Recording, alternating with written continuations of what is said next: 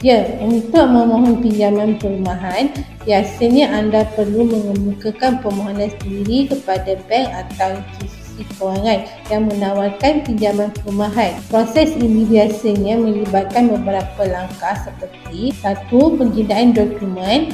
Anda perlu menyediakan dokumen-dokumen penting seperti bukti pendapatan, penyata bank, dokumen pengenalan diri dan maklumat lain yang diperlukan oleh bank. Kedua, mengisi borang permohonan. Anda perlu mengisi borang permohonan pinjaman perumahan yang disediakan oleh bank atau pihak institusi. Ketiga, penilaian kelayakan. Pihak bank akan menilai kelayakan anda berdasarkan rekod kewangan, pendapatan dan faktor-faktor lain untuk menentukan jumlah pinjaman yang layak diterima. Keempat, konsultasi dengan pegawai bank. Dalam kebanyakan kes, pegawai bank mungkin juga akan menyediakan sesi konsultasi untuk menerangkan pilihan pinjaman yang ada.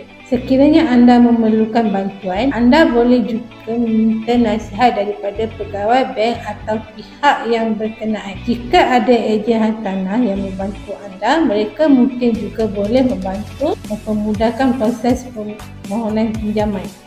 Dapat sesuatu? Follow for more. Aska.